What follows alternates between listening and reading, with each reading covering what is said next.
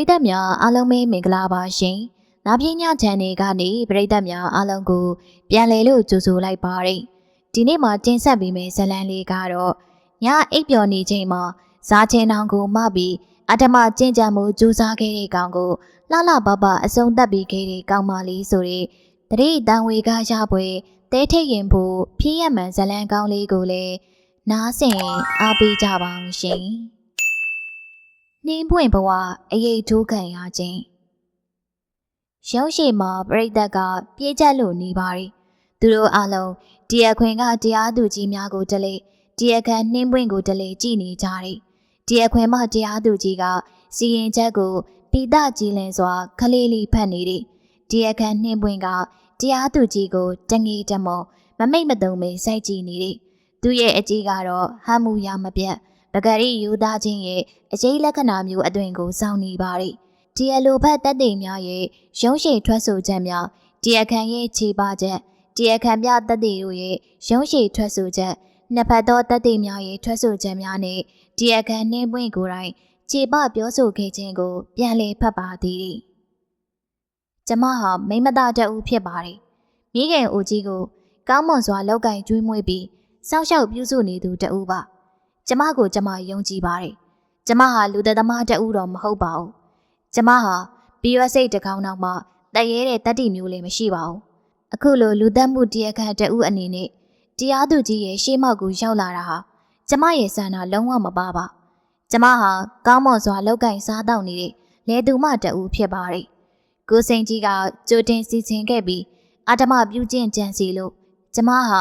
လူသက်သမားတရားခံဖြစ်ရခြင်းဖြစ်ပါတယ်အမှန်တရားဆိုတာလောကမှာရှိပါတယ်ကျမယုံကြည်ပါတယ်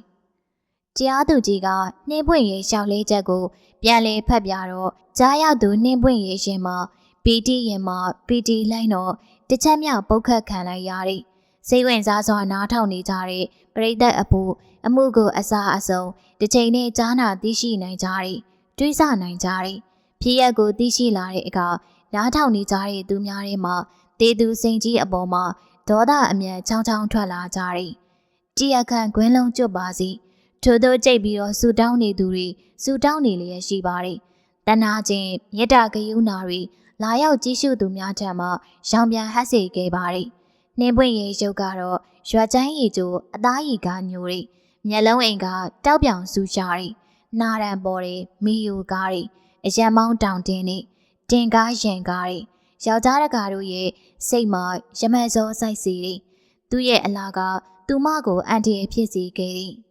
။နှင်းပွင့်ကတရားခွင်ကိုမျက်တောင်မခတ်ကြည့်နေပါတယ်။သူမရဲ့အကြီးကမိခင်တော်ဘူးမိခင်တော်ဘူးက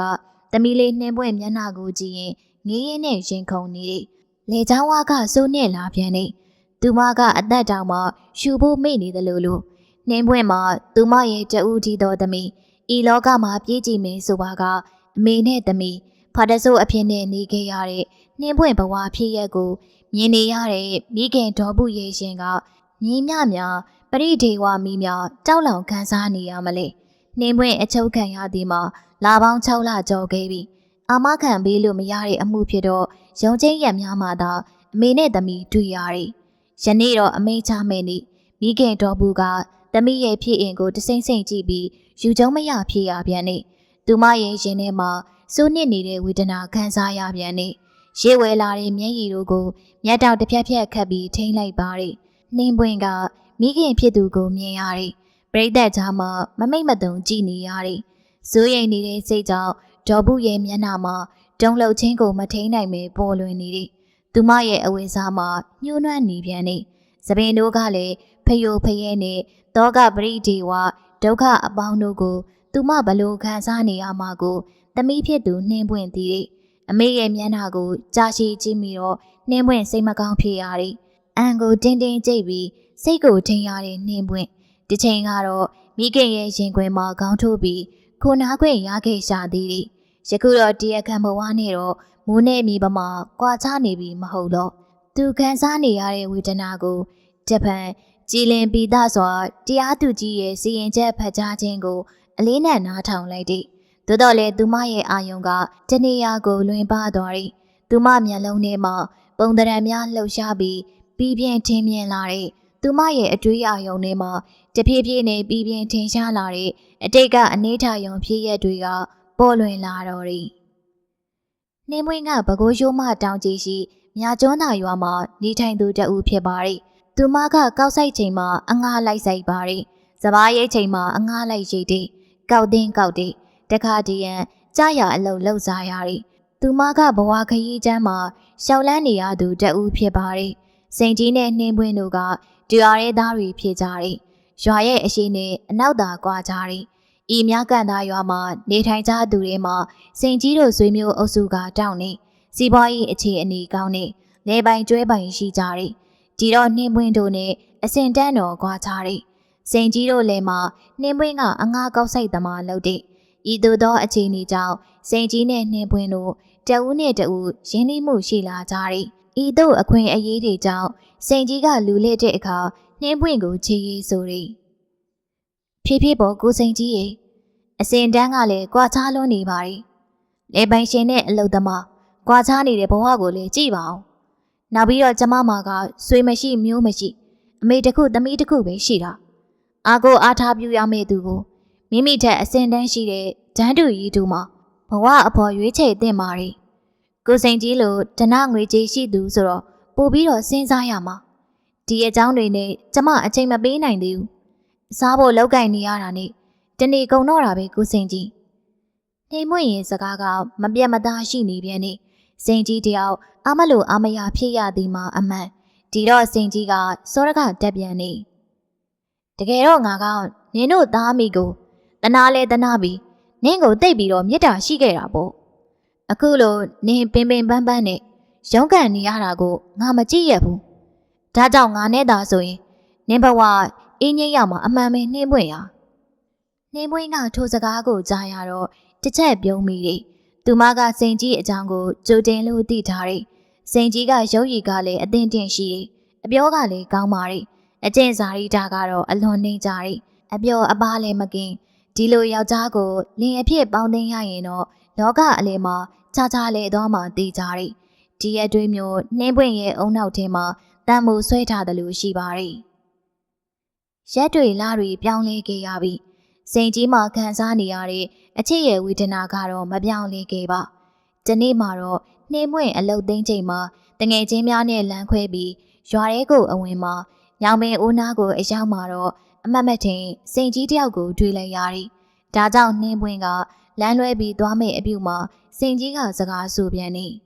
။ငါ့ကိုစကားနဲ့ပြောခွင့်ပြုပါလားနှင်းပွင့်။စိန်ကြီးကလေးတန်းကိုနှိမ့်လျက်ရှိတယ်။ကျမပြန်မရစီ။တော်တော်ကြာအမေမျောနေအောင်မေ။အိမ်ဆိုတာအချိန်တိုင်းရောက်စမြဲပေါ့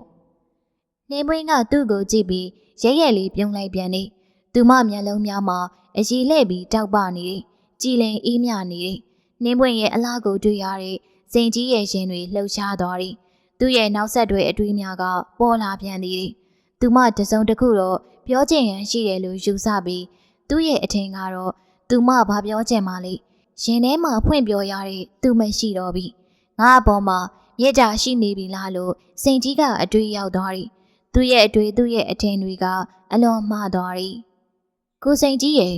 တိတ်တော်မဲလူကိုရှာပါလား။ကျမကိုစိန်ကြီးအပေါ်ကိုမောင်နှမချစ်တဲ့မြေတာကလွဲပြီးတော့တခြားအချင်းမျိုးတော့ထားလို့မရဘူးရှင်။သူတို့ပြောပြီးစိန်ကြီးရဲ့ဝင်းကျင်ကထွက်သွားတယ်။နေလုံးကပျောက်ကွယ်သွားပြီးထို့နောက်တော့အမောင်သူကလွှမ်းကြုံစားပြူလာပြန်နေ။လားရောင်ပေါ်ထွန်းလာပြီးထိုကဲ့သို့လားရောင်ကထိန်ထိန်သားနေပါတယ်။နှင်းမုံကလေးတွေကတဖွဲဖွဲကြားစားပြူပြီးလေးနူအေးကမြူးတူးနေပြန်နေ။စိန်ကြီးကမိမိနေထိုင်နေရွာအနောက်ဘက်ရှိတငယ်ချင်းအိမ်မှာအရက်တောက်ပြီးအင်ကိုပြန်လာခဲ့ရကလမ်းမှာအမတ်မတင်နှင်းပွင့်ကိုတတိရလိုက်တယ်။ဒီတော့စိန်ကြီးက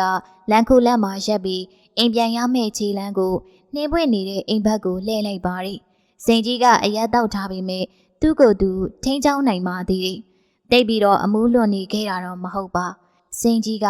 လေးပင်နှကန်းတွဲဖွဲ့ပြီးထားတဲ့တဲတလုံးစီကိုချင်းကပ်ရန်ဥတီရှောင်နေပါတယ်။ထိုတဲထဲမှာမှန်အိမ်တလုံးထွန်းထားတယ်။တဲရဲ့အရှိဘက်ကနားပြင်မှာတော့မိခွက်တလုံးထွန်းထားပြန်နေ။မီးရောင်ကြောင်တဲရဲ့အတွင်ပိုင်းကိုကောင်းစွာမြင်ရတယ်။ပတ်ဝန်းကျင်ရှိအိမ်များမှာတော့ တိတ်တိတ်ဆိတ်ဆိတ်နဲ့အိမ်မောကြနေကြတယ်ဒီည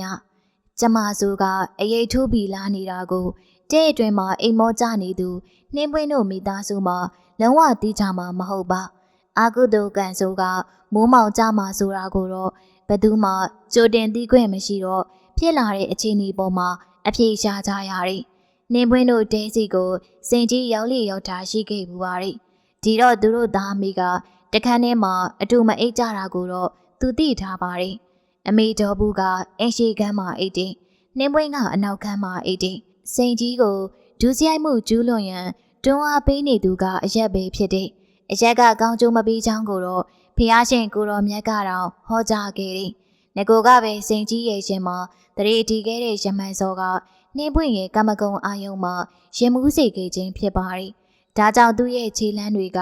ရဲရဲဝံ့ဝံ့လှုပ်ရှားနေတယ်စိန်ကြီးကတဲဘီကကွေ့ပြီးအနောက်ဘက်ဝင်ပေါင်းမှာနှင်းပွင့်ရှိရာအခန်းထဲကိုဝင်ခဲ့တယ်မကြမီစားချင်တောင်တလုံးအတွင်မှာတယောက်သောသူအိတ်နေတာကိုမြင်ရတယ်ထို့ကြောင့်စိန်ကြီးကတဲပေါ်ကိုမတက်သေးပဲရက်လိုက်ပါတယ်နှင်းပွင့်အတန်ခန့်အုပ်နဲ့ခေါ်လိုက်တဲ့မြည်သည့်အတန်မှာပြန်လဲမပေါ်လာပြီဒီတော့စိန်ကြီးကခြံအောင်ပေးချောင်းတက်သွားတယ်ထိုအချိန်မှာနှင်းပွင့်ကနှိမ့်ချိုက်စွာအိပ်ပျော်နေတာကိုတွေ့ရတယ်စိန်ကြီးကနှင်းပွင့်ရဲ့အလှရိမ့်မြုံတွေကိုငုတ်ရှို့ပြစ်လိုက်မိတော့တယ်နှင်းပွင့်ရဲ့မျက်နှိုးတွေ့တာစရာကောင်းခြင်းကြောင့်စိန်ကြီးရဲ့ရှင်မှာရာဂရမတ်တွေနှူးဆွာလာပြီမိုးဤနေတဲ့ရှင်သေးတွေတဲ့ခါနဲ့ကားဆွင်နေတဲ့တင်သူကနှင်းပွင့်ရဲ့ပင်ကိုအလားများဖြစ်တဲ့မအိမ်မီးအောင်မိန်အောက်မှာညွန်ညက်တဲ့အသားကိုမြင်တွေ့ရပြန်နေဒီတော့စိန်ကြီးဤနေရာမှာသူတော်စင်တူတော်မဟုတ်ပြီအသားစားကျူတဲ့ကြားတရဝါကမိမိရှိမောက်မှာရောက်ရှိနေတဲ့သားကောင်ကိုတော့အလွတ်ပေးမှာမဟုတ်ပြီထို့အတူရာဂကြားကြိုက်တဲ့ပုထုဇဉ်တရဝါလူကကြားရဲ့ဥပမာကဲ့သို့ပါစိန်ကြီးကချင်းအောင်စားကိုမပြီးမျက်နှာလေးကိုတဆိတ်ဆိတ်ငိမောကြည့်ရှုရိစိန်ကြီးကနှင်းပွင့်ရဲ့မျက်နှာလေးကိုငေးကြည့်နေရကစိတ်ကိုမထိန်နိုင်တော့ခေါင်းမော်ပါတစ်ဖက်ဆောင်းဆောင်းကလေးတင်ပြီးကြံတစ်ဖက်ကမို့ဤနေတယ်စိန်ကြီးကသူ့စိတ်ကိုချုပ်တီးရကသတိလက်လို့ဖြစ်သွားရိကျင်နာမျက်နှိုးလုံးစွာနှင်းပွင့်ရဲ့ပေါင်းမှုလေးကိုရှိုက်မွေပြလိုက်တဲ့တနခါနှင့်ရနံကအေးမြထုံမွန်းစွာနှလုံးသေးဖို့သူတိုင်အောင်ဒူးဝင်သွားရိ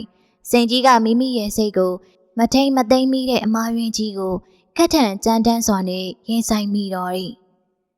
အမလေးလှုပ်ကြပါအောင်မိမိရဲ့ဘားပြင်ကိုနှက်ဆိုင်စွာဖိနှိပ်ပြီးရှိုက်မွေခံရတာနဲ့နှင်းပွင့်ကဖြက်ခနဲနိုးပြီးအချိတ်တလန်ကုန်းထားရင်အော်လိုက်တဲ့ငါပါစိန်ကြီးပါနှင်းပွင့်ရဲ့မအော်ပါနဲ့စိန်ကြီးကစိုးရိမ်ကြောက်လန့်တကြီးနဲ့ပြောပြီးမလွတ်တမ်းသိမ့်ဖန်လိုက်တော့နှင်းပွင့်ကရုန်းကန်လိုက်ပြီးနှစ်ယောက်သားလုံးထွေးသွားရိနှင်းပွင့်ကိုဖိရက်သားဖြစ်နေတော့ရိနှင်းပွင့်ကမိမိကိုယ်စိန်ကြီးအချိန်မတော်လာပြီးမဟာတရားပြုခြင်းမီလို့ယုံကြည်လိုက်တဲ့ဒါကြောင့်နှင်းပွင့်ကတရားမှာထိုးထားတဲ့ဓာတ်ကိုလှမ်းယူပြီးတစ်ချက်ထဲနဲ့စိန်ကြီးရဲ့ရင်ညွန့်ကိုအောက်ကနေပြီးထိုးဆိုင်လိုက်တဲ့အင်းဆိုတဲ့အတန်ထိုအတန်ကစိန်ကြီးရဲ့အတန်ဖြစ်ပါရိစိန်ကြီးကနှင်းပွင့်ကိုမှခွာလိုက်ပြီးတဲအပြင်ဘက်ကိုထွက်မေပြုပြီးမြဲအခြေအနေကမပြီးတော့တဲရတွင်တနေရာမှာအသက်ပြောက်သွားပြီနှင်းပွင့်ရဲ့အော်လိုက်တဲ့အတန်ကြောင့်အင်းရှိမှာအိမ်မောကျနေတဲ့မိခင်ကဖြက်ခနဲနှူးလာပြီးဤသို့ဆက်ပြီးအော်ပြန်နေကဲကြပါဦးထိုအတန်ကြောင့်နှင်းပွင့်တို့တဲစီကိုပဝင်းကျင်ရှိလူများရောက်လာကြတယ်ဒါကြောင့်စိန်ကြီးရဲ့အလောင်းကိုတွေးကြတယ်မကြမီရက်ွက်လူကြီးများနဲ့ရဲတပ်ဖွဲ့ဝင်များကနှင်းပွင့်ကိုစစ်ဆေးကြတယ်နှင်းပွင့်မှတ်မိသလောက်ပြောပြတယ်ယနေ့အမိန့်ချတဲ့နေ့ယနေ့နှင်းပွင့်အမှုအပြီးသတ်မယ်နေ့ရုံးရှိမှာပရိသတ်များဝိုင်းအောင်နားဆွင့်နေကြတယ်သူတို့ရဲ့မျက်နှာများကတရားခွင်ကိုတလဲတရားခံနှင်းပွင့်ထံကိုတလဲငီးမော်ရင်နဲ့စီရင်ချက်ကိုနားထောင်နေကြတယ်အမိန့်နှင်းပွင့်ရဲ့မျက်နှာကတရားသူကြီးများဘက်ကိုငီးမော့ပြီးကြည့်နေပါတော့တယ်တရားသူကြီးများကလည်းသူမကိုမျက်လုံးဝှေ့ရန်ပြလိုက်သေးတယ်ကျင်နာတဲ့မျက်လုံးများဖြစ်တယ်သို့တော်လည်းတရားဥပဒေအရပြဋ္ဌာန်းထားတဲ့တာဝန်အရဆောင်ရွက်ကြရသည်သာဖြစ်တဲ့ရုံးခန်းအတွင်အပြင်မှာအကြတန်အောင်မကြားရအောင်ငြိမ်သက်လို့တိတ်ဆိတ်နေတယ်အဘဦးထွန်းလင်းရဲ့သမီးမာနှင်းပွင့်သည်တေသူမောင်စိန်ကြီးကိုဓာတ်နဲ့တစ်ချက်ထိုးတတ်တာဖြစ်တော့ ပြည်မှုဆိုင်ရာဥပဒေပုံမှန်အရာအပြည့်ရှိပေမဲ့လေ၎င်းတရားခံမှနှင်းပွင့်သည့်တေသူမောင်စိန်ကြီးကတရားခံပိုင်အိမ်အတွင်းကိုကျူးကျော်ဝင်ရောက်ပြီးအဓမ္မပြုကျင့်တာကြောင့်မိမသားတအုပ်အနေနဲ့မိမိကိုယ်ကိုကာကွယ်ပိုင်ခွင့်ရှိတဲ့ဥပဒေပုံမှန်အရာ၎င်းအမှုကိုတရားရုံးတော်ကတေချာစွာစဉ်းစားပြီးဤအမှုနှင့်ပတ်သက်တဲ့တရားခံမှနှင်းပွင့်ကိုကွင်းလုံးကျလွှတ်လိုက်သည်ထိုအမိန့်တန်ပြီးဆုံးသွားတာနှင့်တပြိုင်နက်တည်းအမတ်မတင်နှင်းပွင့်ရင်ရှင်မှာတင်းဆဲလို့မရတဲ့စကားတန်ကတော့အမေသမီးလွတ်ပြီထိုအတန်နဲ့အတူမိခင်ဖြစ်သူမှာသမီးဖြစ်သူထံကိုပြေးပြီးဖတ်နံလိုက်ပါသည်စာရေးသူဆရာကြီးကိုလည်းကျေးဇူးတင်ပါတယ်ဟုတ်ကဲ့ဇလန်းလေးကတော့ဒီနေရာမှာပဲပြီးဆုံးလို့သွားပါရဲ့ရှင်နားဆင်အားပေးခဲ့ကြတဲ့တဦးတယောက်ချင်းစီတိုင်းကိုကျေးဇူးတင်ပါတယ်ရှင်ကျမကတော့တင်ဆက်သူမဆန္ဒပဲဖြစ်ပါတယ်ရှင်